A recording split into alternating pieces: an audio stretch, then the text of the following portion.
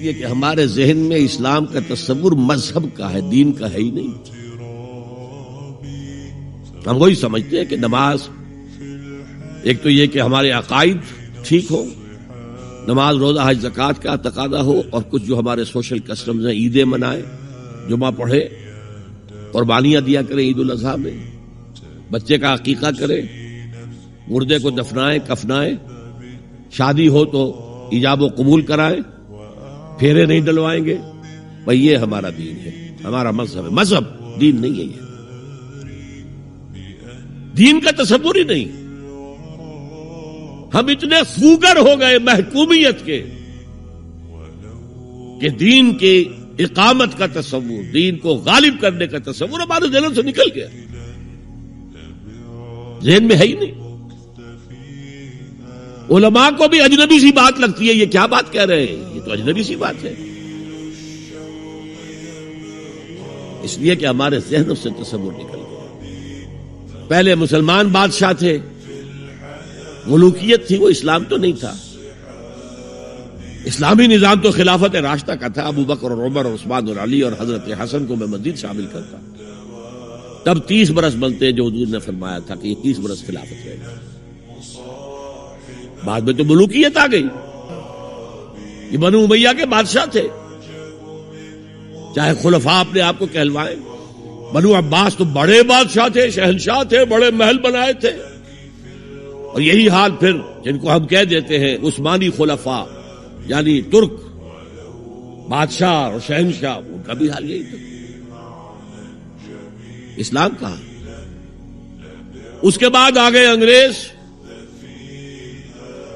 انگریز نے کہا قانون ہمارا ہوگا، کرمنل لا ہمارا ہوگا، CRPC ہماری ہوگی، سول لا ہمارا ہوگا،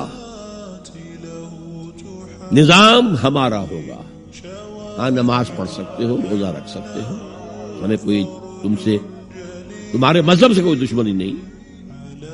بلکہ انگریز نے تو بڑی رعایت کی تھی. اس نے کہا تھا تم اپنے فیملی لاز بھی اپنی مرضی سے جیسے چاہو طے کرو. آج مسلمان ممالک میں سے بھی اکثر نے اپنے فیملی لاز چھوڑ کر یورپ کے فیملی لاز اختیار کر لیے. اور پہلی مرتبہ یہ کام کیا تھا ترک نے.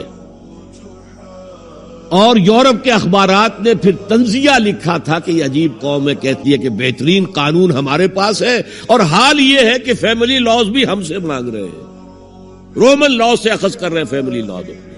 یہ ان کا حال ہے. کہتے ہیں بہترین قانون ہمارے پاس. تو انگریز کے آنے کے بعد اب ہمارا علماء کا قال اللہ و قال رسول یا مدرسہ چلا لے. بہرحال انہوں نے بڑی خدمتیں کی ہیں. اگر یہ نہ ہوتا تو شاید ہمارے ہاں مساجدیں آباد ہی نہ ہوتی. کم سے کم علماء نے وہ پوزیشنیں جو ہیں وہ پر کی ہیں، ایک ڈھانچہ جو ہے وہ برقرار رکھا ہے، اس میں کوئی شک نہیں ان کی خدمات. لیکن انگریز نے تو جو بھی تھا صرف اتنی آزادی دی تھی، اسی کو ہم ذہناً ریکنسائل کر چکے ہیں. بس اسلام یہی ہے نہیں. اور آج میں آپ کو بتا دوں، امریکہ اور انگلینڈ خاص طور پر اور بقیہ عیسائی مملکتیں بھی بالعموم اسلام کے خلاف جو جنگ جاری کر رہے ہیں، اور تیزی کے ساتھ یہ بڑھے گی، اس کا بھی معاملہ یہ ہے کہ مذہب کی حیثیت سے اسلام کے خلاف ان کی کوئی جنگ نہیں.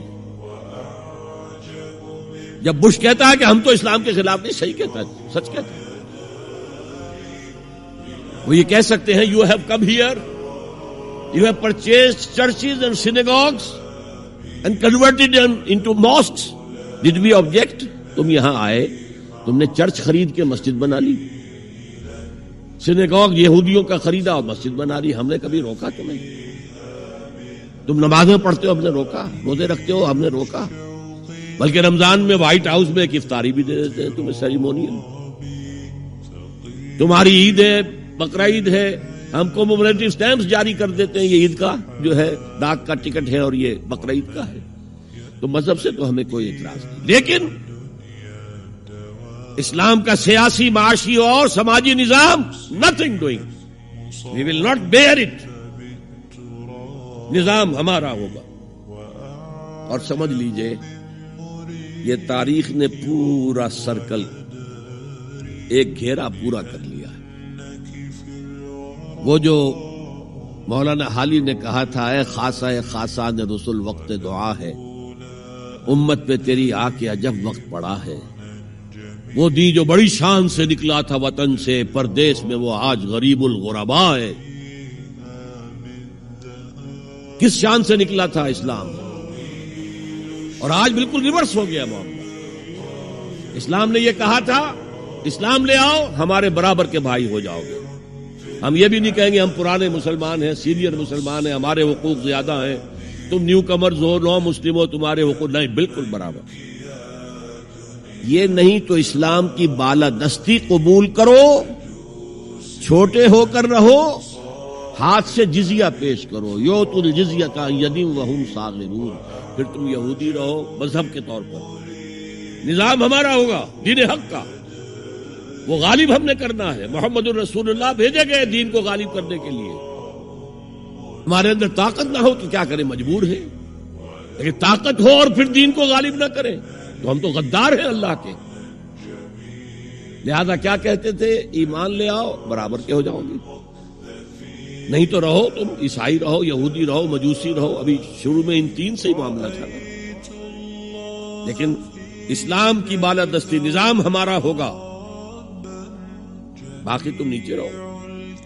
اور اگر یہ بھی منظور نہیں تو آؤ، تلوار ہمارے اور تمہارے درمیان فیصلہ کرے گی۔ یہی بات تھی کہ نہیں؟